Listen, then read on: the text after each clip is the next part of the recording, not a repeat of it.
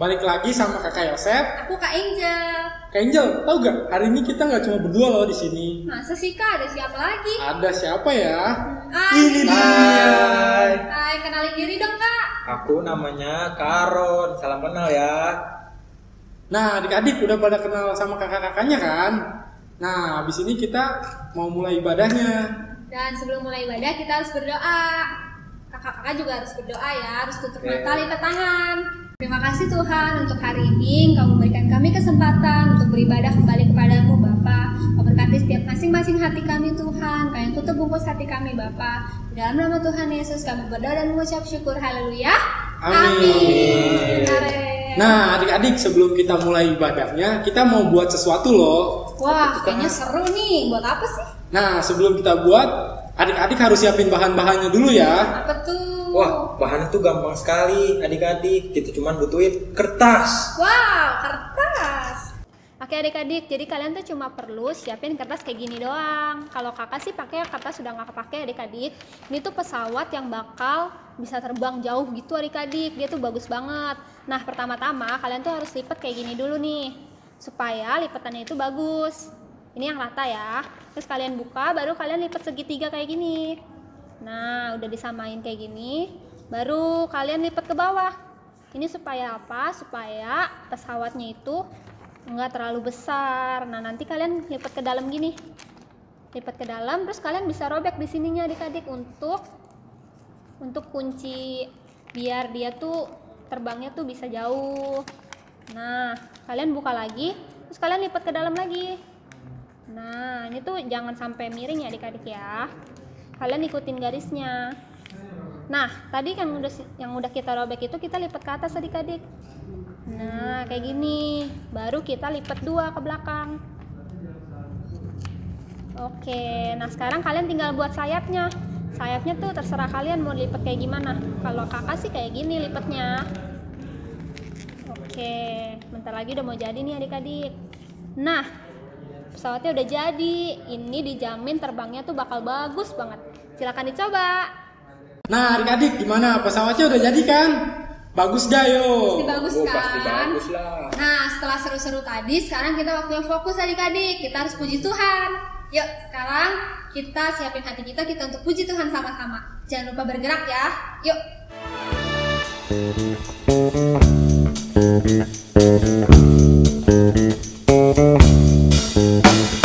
Sayang, sayang, disayang. Aku disayang Tuhan. Aku diangkat jadi anaknya. Aku disayang Tuhan. Sayang, sayang, disayang. Aku disayang Tuhan. Aku diangkat jadi anaknya. Aku disayang Tuhan. Glory, glory, glory, haleluya. Glory, glory, puji Tuhan. Glory, glory, glory, haleluya. Glory, glory, puji Tuhan.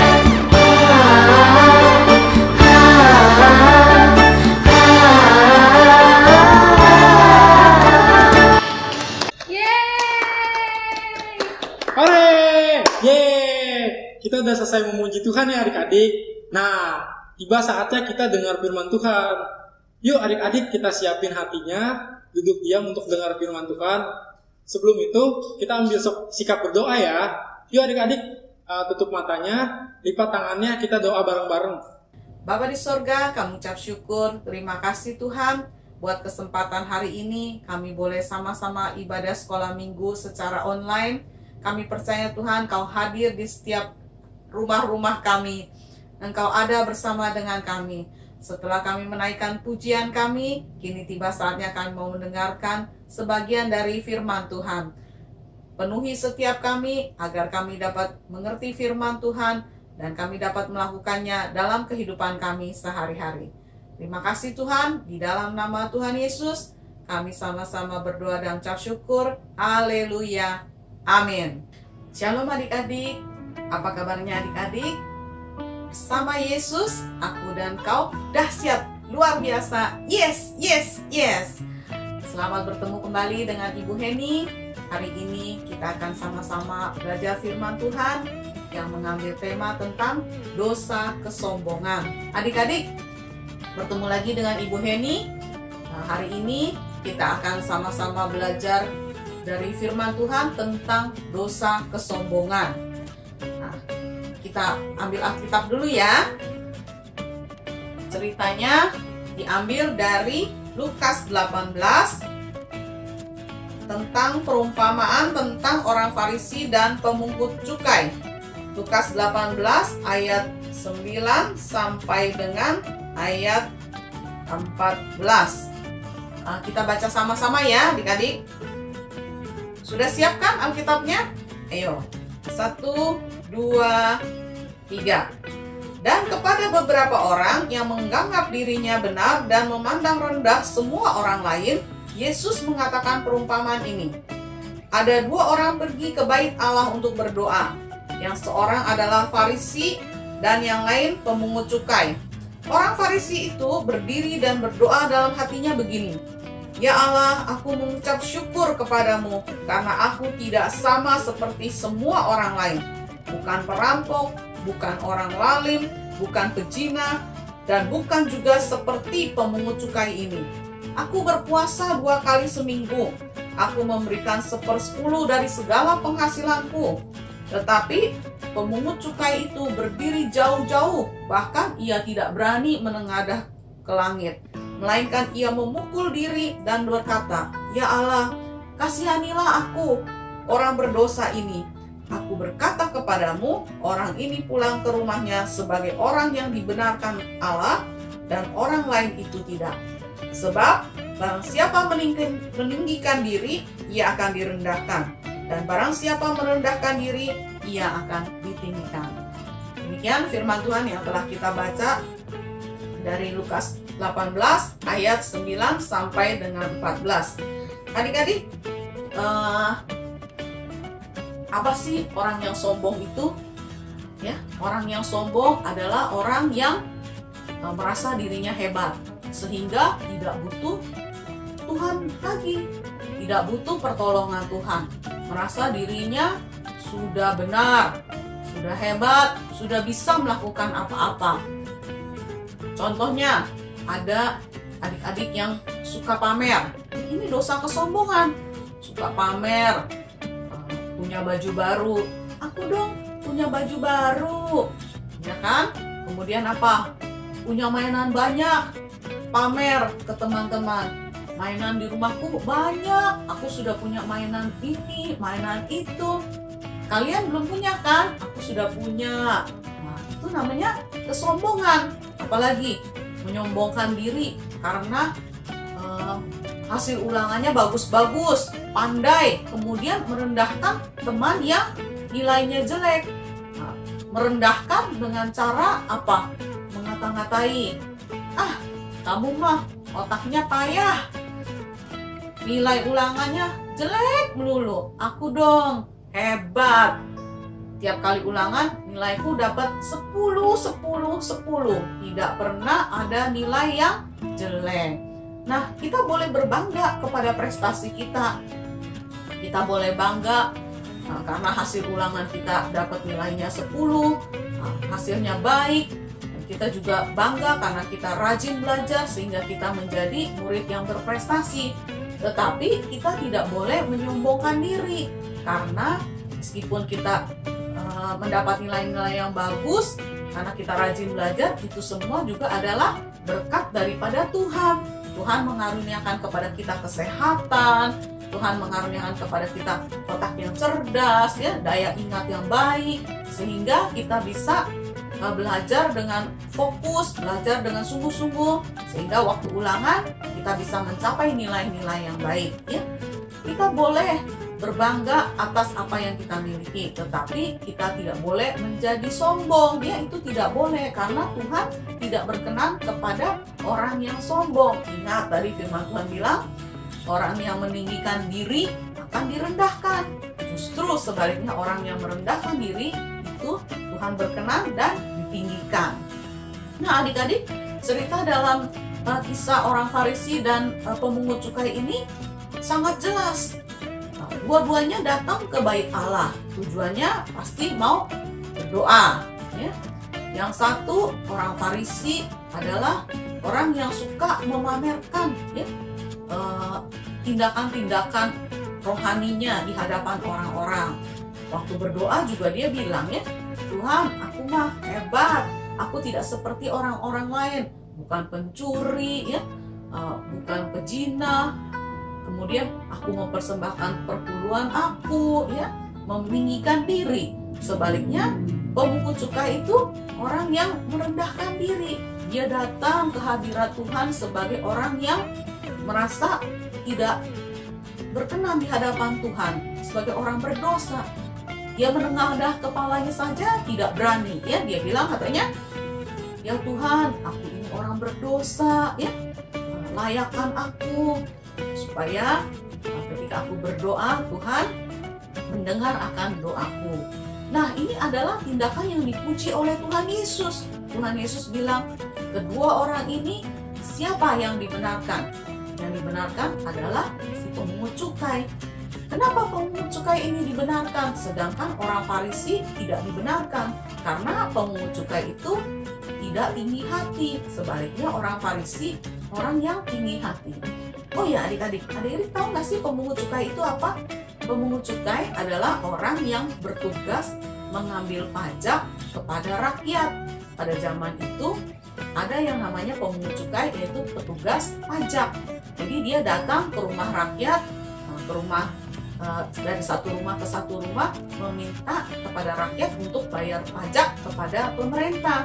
Orang pemungut cukai ini kurang begitu disukai karena dianggap seperti menyusahkan rakyat banyak. Jadi pemungut cukai ini merasa bahwa dia ini orang berdosa. Pemungut cukai ini tidak disukai sehingga dia merendahkan diri.